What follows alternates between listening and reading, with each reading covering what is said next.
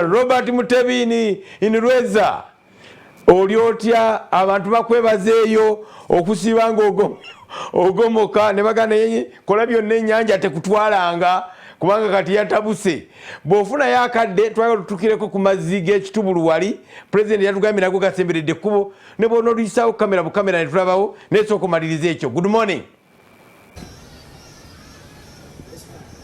Neyanziza nnyo neyanzege abalabi baffe aba Asol TV abagenda mu maaso n'okutulaba saawa zino. Tuli butereevu okubatuusaako obutya ensonga bwe zitambula wano we tuli Rweza. Tuzze okusinkana eya mukulu Kisanja Hirale ebitiibwa bye yajja okubyeyogerera kubanga bingi nnyo lumu lwe nagezaako okubyogera kumpi katanero mu lulimi byali biwanvu nnyo naye nga bwolaba wano tuli ku nnimiro y'ennyaanya we tutandikidde agenda tukubanga atweyanjulira tubuulire lwaki atusookezze wano. Sebo tusanyusa okulaba tuli butereevu ku munnyo ku makya Asol TV jangu mu kamera abantu osooka obabuuzeeko otubuulire lwaki osazeewo tusookeza mu nnimiro y'ennyaanya eri ddala awaka ku ofiisi yo wano kakalabiza emirimu. Abatulaba mwenna bannayuganda abavubuka abakyala nsanyuse nnyo okuba nti muteze era mulaba Asol TV. Mpozi wano ye ofiisi ya special duties to His Excellency the President era nga mukimanyi bulungi nti nze nkulira special duties office ate ndi muwandiisi wa president ku nsonga z'abavubuka abali mu agriculture, value addition, innovation and export promotion. Ngolwaleero wano ennimiro eno gy'olaba mubiri oyo akola ya musiri gwa nnyaanya nga demonstration nti ne ku ofiisi wooli oba maka wooli osobola okuteekawo space eyo osobola ogiteekamu ekirime n'ofuna ssente. Ate nga tulina ennimiro ennene abalabye ejjo nga ndi mu nnimiro nga tugezaako balaga nti omuvubuka singa essaawa zino mu mbeera ya covid watandika just n'ebintu eby'emyezi 2-3 tugenda okuvaamu gwoba oyoola ssente. Zino ennyaanya za mwezi nga gumu okumula ziteekeddwa wano naye oziraba kati nti essaawa yonna tugenda kukwata ssente ate nga tuzikwatira ku ofiisi. So kiki ensimba ngamba abavubuka nti bw'obanga onoobunyingiza ssente mudaddala embeera eno ya covid ena bwe tuyigiriza okulaba nti tulina okuba n'amakubo agayingiza ssente. Nze ndi dokita ow'ebitabo naye osanga nti ate ennimiro kyensinga okwagala. Bw'omala okutukola ennyaanya zino tugenda ate mu maaso ne tugamba nti kolawo ka factory oteekewo oba tomato sauce ozongereko omutindo. Kitegeeza ki nti embeera ya covid etuyigiriza nti eggwanga lisobola okukeera enkya nga tosobola kulinnya nnyonyi genda China kuleeta bintu ebyo, tosobola genda India kuleeta bintu ebyo wabula ng'olina obikolera wano. So guno gwe mulanga gwe tusiba tubagamba president nze gwe yantumanga omuwandiisi we ow'ekyama ku bya value addition okulaba nti nkola revolution wa movement y'abavubuka abagenda ogenda mu production. Mukimanyi bulungi nti abasuubuzi basenye eggwanga nga bo baleeta ebintu batwala dola zaffe n'emirimu ebweru naye bo bafuna ssente naye eggwanga balitta. So kyekiseera kati omuvubuka omukyala omusuubuzi yenna ali eyo abe nti amanya nti bw'ogenda mu nnimiro ettaka eryo eriri ewajjajjawo nga tulina kyolikozesa genda olimweyazikeko. Kimanyi abavubuka beekwasa nnyo nti tebalina ttaka naye nkulaze nti okwetoola ofiisi yonna eriyo ebirime, eriyo amatooke tulya, eriyo amenvu tulya era ffe wano emmere tetugula. Bw'oyagala ekikajjo okijja wano ate nga ofiisi. Kitegeeza ki nti mindset yaffe eyo erina okukyuka n'ogamba nti ettaka eryo eriri aido kambeko kyenditeekako bw'oba omusana gye guli n'ofukirira n'olaba nti ojjamu ssente. So nze ndi musanyufu nnyo mu kiseera kya covid kino nti wadde tufa ekyo kibi naye ate eggwanga ligenda kukyuka, Africa egenda kukyuka kuba kati abakulembeze bakitegedde nti obulimi mwe muli ssente. Kwatwadde mu covid ng'olina okulya emmere enjala ogiraba eruma abantu. Gwe kati tali ayagala lugoye mu botiiki yo teyagala saawa mu ssaawa zino mmere kyekisooka. N'olwekyo ensonga lwaki ffe tulaga buli abajja wano bonna babadde bajja ku ofiisi tubalaga nga demonstration osobola okulima ennyaanya, obutunda, emboga, cabbage ebintu eby'emyezi 3 n'ojja mu mangu ssente ng'abavuka bwe batalina kugumiikiriza nti balime eby'emyaka 10 oba emyaka 5. Tweyanza nnyo tweyanzeege tugenda kubanga tuseesetula ku bigere tugende tutuule ate tulutandikira awo kubanga bingi bye twagala otubuulirako.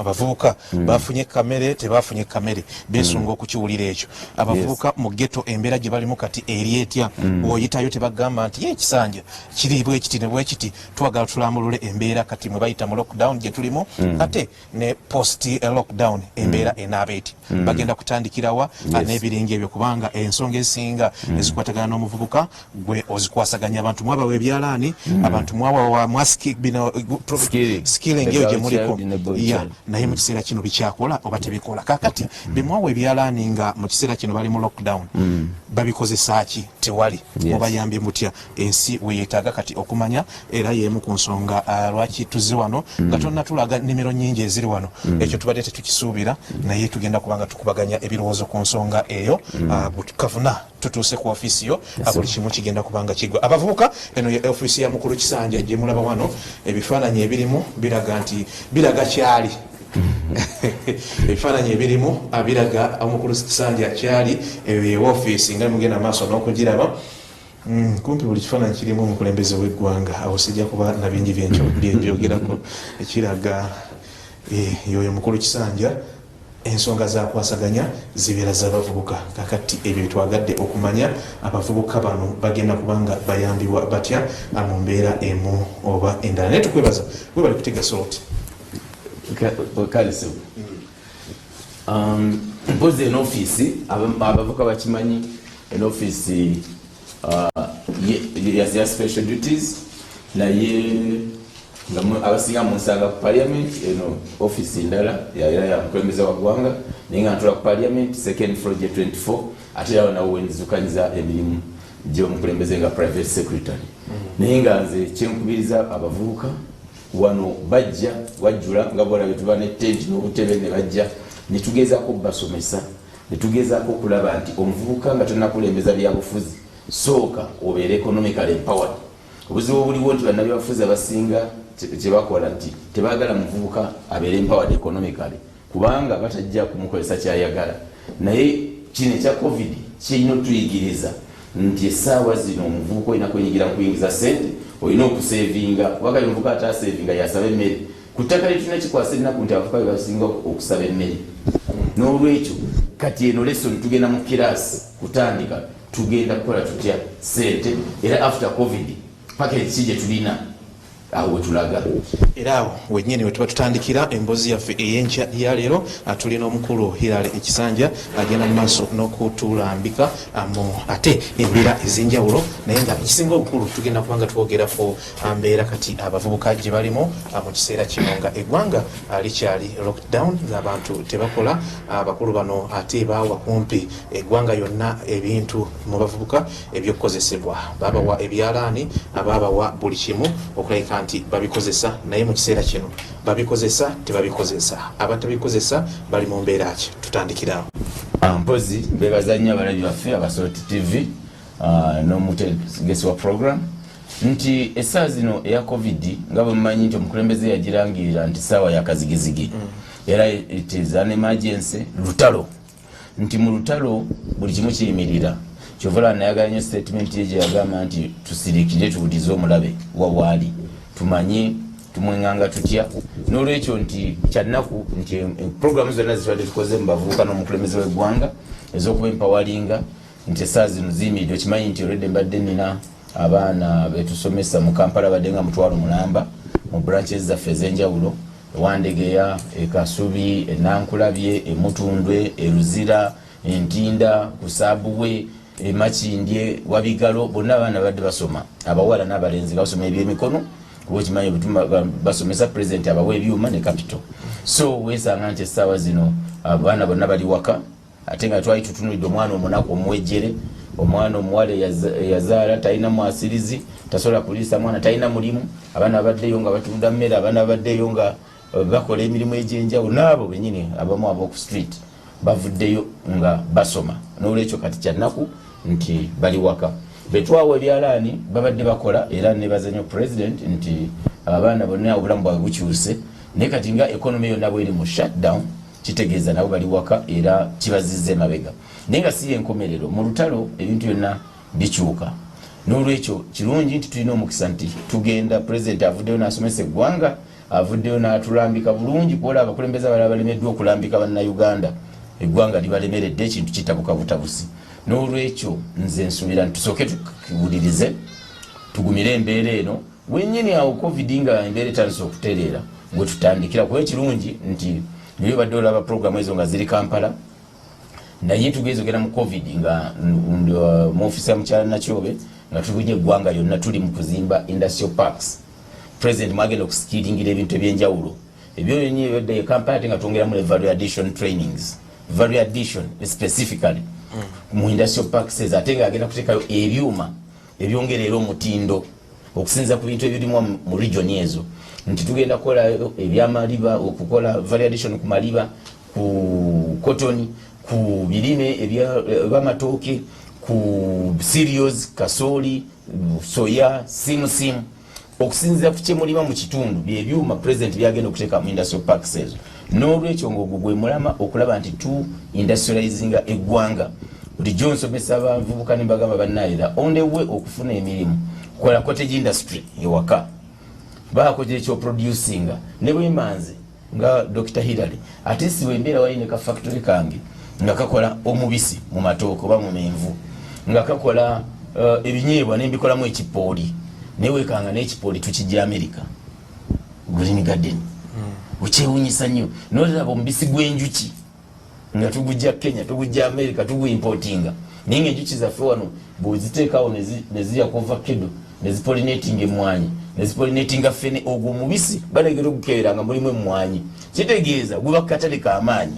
So nti essaawa zino covid nze mulabanga page empya oba essuula empya egenda okukyusa Uganda ne Africa. Bannayuganda generation eno tutegeere nti tusobola okudependinga ku nsi yaffe nga tolinnya ennyonyi kola ki supposing ennyonyi zitula emyaka ebiri tetuulye kati essaawa paradigm shift tubenga tusobola okukkiriza nti yes buli kimu tusobola kikolera wano.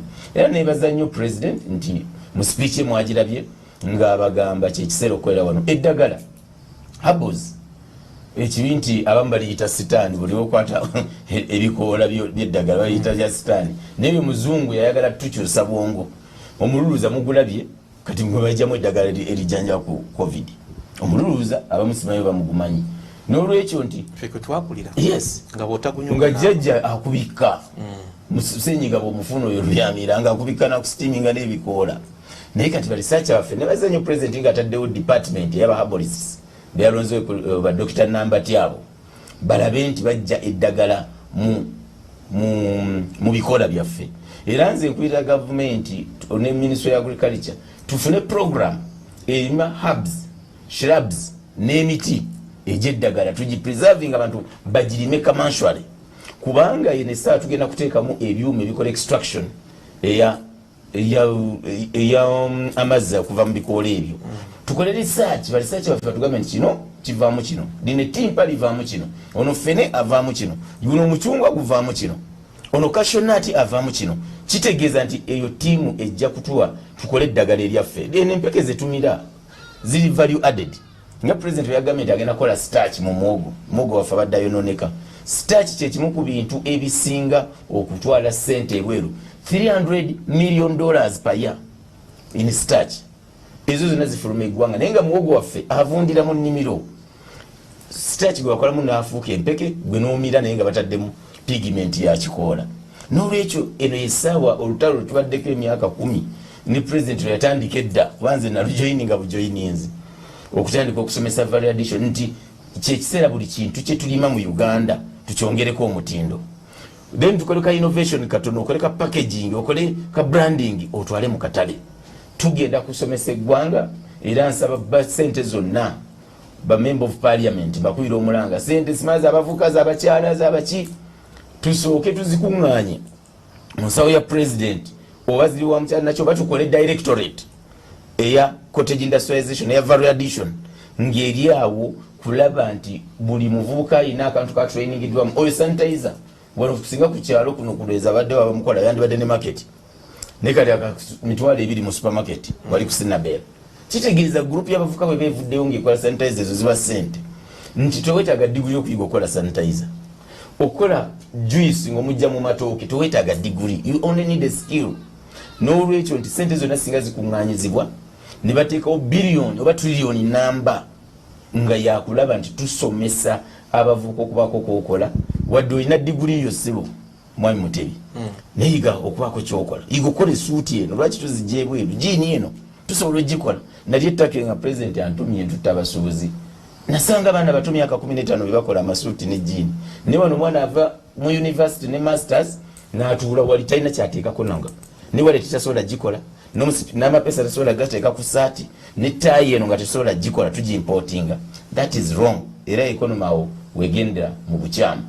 N'olwekyo sente nze nsaba ziteeke mu consolidation abaana abavuka yo groups z'ensanga ezijja mu office bwe basanga tubawe ebyuma ne startup capital nga bwe twadde tukola e Kampala ne mukyala Nakyobe. So kyekiseera bali mu parliament abasalirawo eggwanga na bali mu planning authority okulaba nti emphasis bagiteeka ku kuyamba groups n'abasuubuzi tubayambe babenga tukola projects tubagambe nti kati gwe olina sente oyagala kola njagala kola factory yangatto genda mu UDB jayo sente gwe mu kifo ky'okuzimba arcade mwami Mutebi buli musuubuzi n'azimba arcade waggulu basibirayo nviiri batosasula mu dollar loan sudiro olwalangi kyanga atwala ekizimbe kyo bwogenda mu production you never go ogaziwa bugazi buli mwaka genda olayo mpanye example ya Maganja kuba nakulindako emaganja awo mwami Lujja Maganja gwenimira nze nagisangawo nga nzaalibwa nina kati egenda egejja bugezi kuba ye ayongera omutindo ku kasooli n'eŋŋano n'amazzi products and a range of products impitirivu ogwo gwe lutalo tugamba olw'okulaba nti we industrialize the country by managing supply chains value chains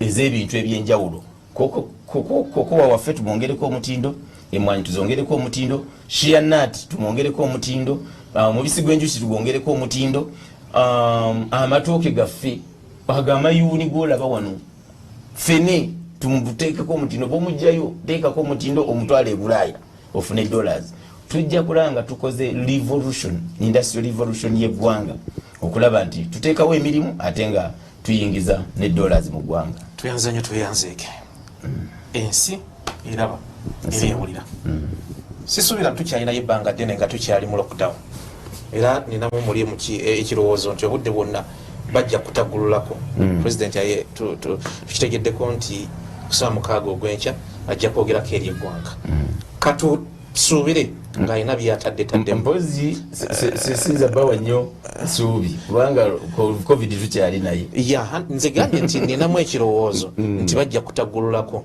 amanyi ndi mukkiriza bajja kutaggululako tukyamulina ne bajja kutaggululako nze kyenina mu mutima gwange katugeze nga batagguluddeko abantu bazzeeyo okukola n'ebiringa ebyo kikyemutandikirako mu ofiisi y'abavubuka mpozi kyetutandikirako nga State House tugendagenda ne programs za president kubanze eriyo programs nyingi eziri mu ministry ng'eya youth and gender eziri mu y'abakyala eziri mu science technology and innovation eyo neriyo sente eziri microfinance naye kyetutandikirako nze vunanyizibwa ku programs za president eziri mu ofiisi ye mu State House eziri under Madam Lucy Nakyobe ez'enjawulo muli mu presidential initiative on ghetto youth empowerment muli mu presidential initiative on skilling the girl child skilling the boy child muli mu presidential initiative artisans olabye nga president agaba ebyuma mu ba carpenter mu ba welder mu ba makanika ne sente muli mu presidential initiative on SACCOs tuwa SACCOs ez'enjawulo ezikola obulungi president azongeramu amaanyi nemba mu presidential initiative on value addition eno gye mbadde njogerako okulaba nti abantu bakola ebintu nga babikolera wano nembamu ne presidential initiative on common user facility model whereby nti abantu abagatire wamu abawe ebyuma ebyomulembe okuva ku primitive mode of production to modern mode of production. So program ezo zonna zigenda maaso era ffe nga bali mu construction eyo industrial parks eziri Bundi Bujjo, Kasese, Arua, wano Jinja, Kayunga, Mbalala, Masaka programs zatandise bali mu kuzimba nga president yezimbira industrial park ezize ng'omuntu okulaba nti tukyusa eggwanga economy y'eggwanga ekyuka ng'ateekawo emirimu egy'abavubuka n'abalenzi n'abaami okulaba nti Uganda ekyuka. Ntera nnyo bagamba abantu bannaye nti obuzibu bwa Uganda kati si bya bufuzi oba political issues obuzibu bwa Uganda kati is economy. Era olutalo lwaliko president, it is an economic liberation struggle okulaba nga bulula Uganda mu byennyingiza olabe nti abantu bayingiza batya ssente bafunye batya obugagga nga bakola n'emikono gyabwe.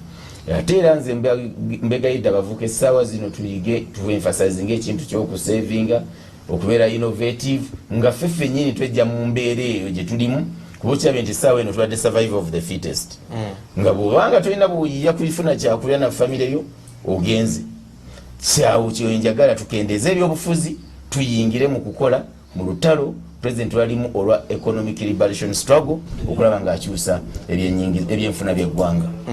Era programu ezo zijja kgenda zonna mu maaso. Nsaba nnyo nange nga bw'osabye nti wabeerewo relaxation. Nkukakasa nti banabaawo relaxation oba because I know it cannot be unlocking the lockdown. It can't be total unlocking of the lockdown, but I know maybe some flexibility here and there tubenga tusobola okubaako bwe tutambuza emirimu kuba ndaba guno omwaka gufa nga bwe ngambye covid alabika bw'olaba ekiri mu mawanga abantu bakyafa bayitirivu emirambo gifa ku street mu malwaliro mu mayumba n'olwekyo bannayuganda mbeegayiridde obulamu first president okutusibira mu mayumba tatubonyaabonya teyeeyamba bula ayamba ffe okubaawo. Mukulu Kisanja tugenda kubanga tutandikiraawo nze nkyalina bingi bye neetaaga okuwulira okuva gy'oli. Abavubuka baafuna ebyalaani asimanyi oba lwakuba kyatugwako nga tetwetegese bandibadde bakola masks mu kiseera kimu bandibadde bazikola. Mulina be mwawa ssente simanyi oba mwaziwawula buwozi eza sako n'endala nga banaazizza mu kiseera kino kitulimu tebakola mugenda kubayamba mutya. Tugenda kubanga tuddayo ko katono mu studio ate mukuumulamu katono atujja kubanga tudda n'ebikiira ku ebyo katunyweko ku lwendo lw'amazzi ate tutandikirawo wennyini nyini. Mukulu James Senkubuge awamu ne Fedi Nabwire enyongedde okuleka nti mbalamusizaako ankyalina omukulu Hilary Musoke Kisanja akyatunyonyola wetuli dokita alange nze nanyini field akyatunyonyola wetuli ne wetulaga. Ofisi yo ekwatagana etya neya omukyala Catherine Kusaasira Buchamani fulufiga tusoke tuddekawo katono. Mwebali nnyo abatuuliza n'abatulaba nti office za president ziba zezimu kubanga office ezimu state house ziba mu maka gabwa president. Office ya mukyala Kusaasira Buchamani ne fulufiga ziri under mobilization okumobilizinga abavubuka mu byenkulaakulana okulaba nti abavubuka bafuna mindset entuufu kati baba maluba mobilizinga ate nze nembateekamu value ntya nobateekamu enkulaakulana programs za president z'enkulaakulana mbagina zaabo bakola bulungi Buchamani bakola bulungi kati olange ya Buchamani nti waliyo wadde olabanga president antuma mu ghetto wetwatandika presidential initiative on ghetto youth empowerment Nakawa coordinatingibwa mukyala babirye kansala babirye nga okulaba ebizibu nti abantu bangi ne ba minister batikiriza leero mugabe emmere nti eriyo ensi endala gye bayita ghetto era ne balaba abantu bali bakomanda bange ababeera eyo mweri muzaana mu Kisenyi ebwayise ba Mongolia bakabaye Katwe n'alaba nti embeera gye babeeramu nzibu nnyo kati Buchamani nga jjajja wa ghetto yalina okujja amubuulire ebizibu ebyo ebiri eyo abeere eddoboozi nabo babe nga bafiwako kuba bannayuganda era tukola bulungi nnyo wamusanyufu nnyo nti ba advisor abo aba president abapya bagenda kunkwasizaako ku mulimu gwe mbaddemu ne mukyala Nakyobe wansi eyo okulaba nti ate tutambuza ffena kuba emirimu gya president giba mingi era nasanyuka nnyo nga president abalonze ne tuba nti tugenda kutambuza nabo naye nga bakyali baffe eyo mu ghetto mbeegayiridde mukuume emirembe badde abankubira nti tebanafuna mmere era natudde ne prime minister wiiki ewedde ne mwami Echweru era nakati nva wano ngenda okulaba nti mu pockets obwo obumu obutanafuna ate nga baddayo nga babawa kubanga mwami Mutebi enkola yajja baali bagaba nyumba ku nyumba naye tulina bakyali abasula mu Kadeeya naye nga bannakampala gye bali eyo wansi gye nkugambye kuba tubadde tubakolamu omulimu ogw'enjawulo nga tubakolamu enkulaakulana tubajja basikiringa n'olwekyo essaawa zino ababadde basoma tebalina kyakulya so nkubira olukiiko olugaba emmere nti abantu bano nga bwe nabagamba mu meeting okulaba nti tubafaako mu ngeri ey'enjawulo kubanga bo bagamba nti bwe batatuumere ffe nga tugino neeri ku neighbor. So mbakubiriza abakyali bange mu ghetto temugenda kukola fujjo, temusika busimu, temusika bu laptop, temubba mmere y'abantu, mukuume emirembe, ensonga zonna tuzikolako. Naye nga mu kyo kye mbagamba nti n'abo bali mu ghetto singa tuvaayo kati nga bwolabye wabigalo wali abavubuka bonna abasomerawo okukola engatto n'okukola carpentry, building, kukola ki, kukola busimu, kukanika masimu, kukola plumbing, bonna bava mu ghetto. Omuvubuka wa ghetto baali tebakikkiriza nti ajja n'atuba mu kibiina n'atunabalamu olunaku ng'asoma. Basookanga ne bajjanga beeyokeza, ne bajjanga bamaze okuteekamu ebikambwe, naye ogenda obajjamu emyezi 6 ng'ate bakyuse nga bakyagala.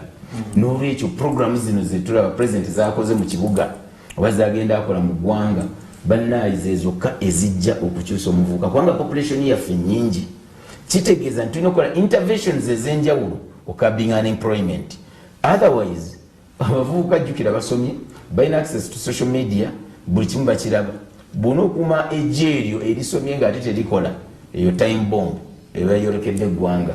So nsaba programu ezo ez'enjawulo bannaaye ba MP cabinet muzongeremu ssente, muzongeremu amaanyi, tulabe nga buli kanyomero tukatuukako nga tusikiringa abantu both abasoma n'abataasoma. Omanyi ekizibu ekiri omwami Mutebi nti buli muntu waba ayogera ddala munnabyabufuzi ku unemployment atunulira yasoma. That is wrong. It's a wrong diagnosis. Kubanga eggwanga lirimu abasoma, mulimu abataasoma. Mulimu n'abo abasoma. Eriyo omuvubuka nga talina mulimu teyasoma. Nebayo eyasoma talina mulimu. So tulina okuba ne category ezo. Nti tulina okwesa approaches ez'enjawulo okwa-approachinga unemployment challenge mu Uganda. So ezo programu zokka ze tujja okulaba nti tutwala mu maaso tusobole okukyusa eggwanga lyaffe. Nabadde n'ekibuuzo. Mwagaba ssente SACCOs na biki? Tuli mu lockdown. Bwe tunaba tukomyewo mugenda zibasonyiwa baneetereza mpola mpola plan ki gye mulina eri abavubuka be muwa ssente? Mpozi nga buli muntu business enterprise bwe yafuna obuzibu. Tusuubira nti ne groups zino SACCO zaffe naddala abatali mu production, tusuubira abali mu production nga ababazi abamu bakyakola, naye groups zino ez'enjawulo balina okuba nti bayiri constrained. Ompozi abakoze ku magoba bakubirizibwa kuba waliwo yankwera nagamba ffe mukama waffe tubadde tukoze amagoba gaffe mu myezi 8, tubadde tukoze amagoba gaffe ga bukadde 16. Tusazeewo mu buzibu buno ba members tubawe ku magoba gano basobole okuyimirizawo famire zaabwe. So nze nsubira nti buli SACCO kisinziira ku managers baazo oba abakulembeze baazo be bajja okukola decision kubanga bw'onojja n'ogamba nti ssente zonna oziridde ate what about after COVID? So olina okulaba obadde oyingizza otya, mukkaanyiza yes mukwesezako kyenkana ki kubanga nti lockdown ey'emyezi 12 oba 3 ate tejja kusinga bulamu bwo bwansi yonna. Eno entandikwa president gy'abadde abawa yakuba nti abakolera banka zaabwe abamuntu bamufuna mpola nti gwe makanika tolina banka tolina kyapa mwekolemu omulimu nga webbanka yammwe bw'ofuna customer weewole genda ogule ekyuma teeka mu motoka bakusasula obeewo. Omubazi mukole banka yammwe, welder mukole banka yammwe, abatoninyira mukole banka yammwe ey'omuntu owa wansi. Bayesubi eririwo the beauty of it nti still tubetuka mu COVID mwami Kasolo sente ezo cabinet yaziauthorize nze emyezi egiwedde ez'enyoga oba enterprises ez'enjawulo nga bwe tubadde tukikola mu Kampala kati kiri official. Probably president abadde atoola ku sente ze ng'omuntu mu makaage. Kakati kiri official nti zente zagenze wa mwami Kasolo Haruna honorable okulaba nti abo bonna abeetegese mu enterprises ez'enjawulo, abavubi, abayimbi, mwe bannamawulire, ba carpenters, ba welders, aba boda, aba taxi, ba ceramics, categories ez'enjawulo mwetegeke mufune sente. Yes, namwe muli catered for. So kati kiri erimu okweteekateeka ziri categories 17 ez'emirimu ez'enjawulo kweteekateeka ne mweregistaringa ku division oba ku district ne muba nti mufuna access ne mufuna revolving fund eyo mu enterprise zammwe ez'enjawulo. So program ezo zijja kuba affected naye kijja kusinzira ku management obukulembeze oba SACCOs ez'enjawulo. Naye nga tusuubira nti immediately nga bayizinzeemu lockdown nsuubira nti abantu bajja kuddayo okukola kuba Bannayuganda baagala okukola era bakozi. Dr. Kisanja, Dr. Hilary, olina challenge y'amaanyi ne office yo. Bwe tuva mu COVID, bwe tuva mu lockdown, wonna we tuliviiramu amazima go agakawa gali nti abavubuka bangi tebajja kuba na mirimu. Walabye engeri ekibuga gye kyakyusiddwamu.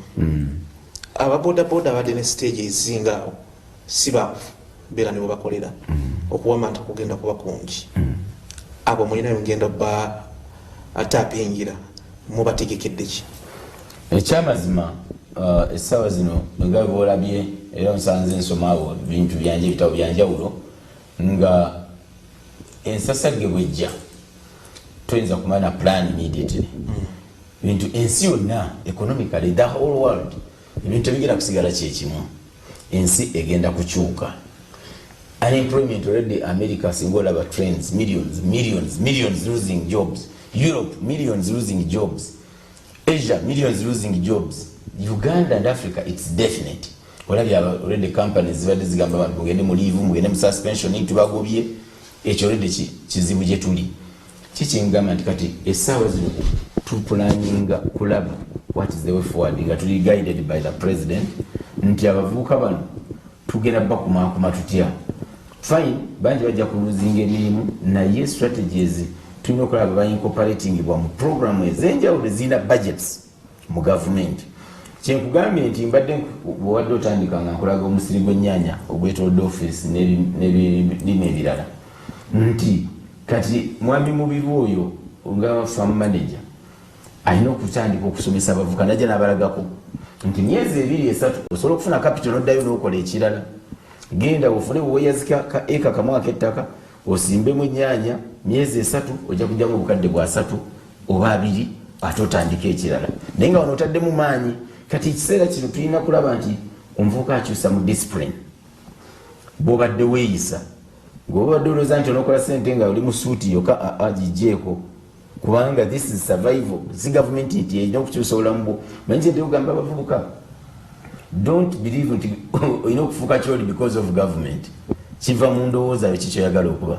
Mwami Mutebi olina okuba nga gwe wali oyagala okuba munnamawulire owaako n'omuntu gwe weegomba. Bwe majagala okuba omugagga nzola muganda wange ono katono nnyo negomba nga Inspector Derrick. Yes. Ahangu yaga kuba mbega. Nokola investigative journalism. Oba wagira ba ku filimu ye. Ngatambulira ku digi. Yes. Ye kapika yenna n'agenda n'anoonya n'abega. Yenna agagaddewo. Nange bwendi. Kati nze olaba omulugana ngoyo Amisi. Buli endaba ebintu byakoze n'emyaka gye. Mugamba yes singa tufuna abavuka balala batyo 10 mu Uganda. Kigundu tali mu byabufuzi. That is everything. Bulootula naye kati ali mukola factory egenda mukola value addition agro processing akola kino azimbe bizimbe naga ebizimbe naye ate kangendeko ne mu factory real estate azikola. Kati omuntu obako ndego weegomba nomanya nti nkoze ntyo okutuuka omuntu oyo kati wagamba nkoze ntyo okutuuka Inspector Derrick noga kanzeyo nsomanyi amawulire nengula ne digi nogula ne digi nawe nomulete njimanyi yerire nnyo nemanya nti kati government sejja okugamba nti genda obeere doctor nze kubera PhD government seyangamba nti genda osome ebitabo ebingi kyanva nkukyagala nasooka nengamba nina okuba medical doctor somewhere nekigaana nenga kale kanfuke doctor w'ebitabo naye kirundi lwenda musigala muli baki muli ba doctor mwawula mirimu. So kitegeeza ki nti beera ne passion waawe gyoyagala okuva from plan A plan B. Kola life plan y'obulamu bwo nti after 5 years njagala kubeera ki, then after 10 years ogiwandiika ogidocumenting. Naye wano ekyonoonye buli kimu gavumenti no that is a wrong perception. So tulina okukyusa mu discipline. Bw'oba badde gwe mu kujoga gwojjuza emmeeza tandika okukendeezaako omanye nti nina okusevinga eri oyinza okubaayo ate ekiseera ekizibu ekisinga covid. Bw'oba badde olina ekkubo limu eringiza ssente yongerako ennimiro, yigayo skill ey'okutabula ebizigo, ey'okutabula lotion, ey'okukola emisubbaawa. Buli kintu wano kyokola kirina akatale. Bw'oba badde omanyi nti no gwe olina okulaba nti buli ssaawa okola flights eziteetaagisa kendeeza. Then twagala ni covid atuyigiriza okusharinga. Olabye bannayuganda nga bagaba emmere. Kintu ekyo kyansanyudde nnyo ng'olaba abantu bavaayo. That means nti ayongedde ne patriotism. Twagala eggwanga lyaffe ate muso omuvubuka essaawa zino ne munnayuganda lwanyisa obubbi bwe bayita corruption. Kubanga nti wetalwanyise corruption, it is a monster. Ejja kumala okulya ewa neighbor, bwene bala okulya government, ejja kulya neighbor, ejja eri amakaago n'abaana be bali. Otegeera. So it should be a collective responsibility okulaba nti corruption yona alwanyisibwa tusobole okukyusa Uganda. Kwa bino tunabi planning ne tukusomesa eggwanga okulaba nti tulitwala mu stage endala from peasantry to industrialization. Tebijja kukola nga sente bazibba. Mukulu Kisanja bingi byolina okubulira eggwanga. Tugenda kubanga tugenda kwako mukuumula muko katono nnyo ndowooza tuna tujja kubanga osiibula. Neyanza ige mukulu Charles James Nkubuge atiimu eya Fedi Nabwire n'abalabi baffe mwenna gye muli nkyali n'omukulu Dr. Hilary Musoke Kisanja. Ebigambo ebibumbabumba. Mpozi nebaza nnyo abalabi baffe, nebaza nnyo management ya Salt TV, aye nebaza President Museveni okuba nti eggwanga litadde ku nkulaakulana ya technology. Nti osobola okuba nga studio ate ogirese wano mu ofiisi yange ne tuba nti program zigenda mu maaso, era ntubira nnyo mukama wange omukyalo eno alina kuba musajja, mukyala Lucy Nakyobe gwe nkola naye emirimu gya president n'egyenkulaakulana mu bantu. Ntumira General Reiso, pastor wangu mulungi mukwano gwange, ayenga director wa Salt TV, pastor Bujingo.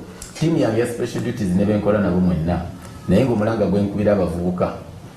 Kino kibe kyakuyiga tweteeketeekere okukola ssente after covid.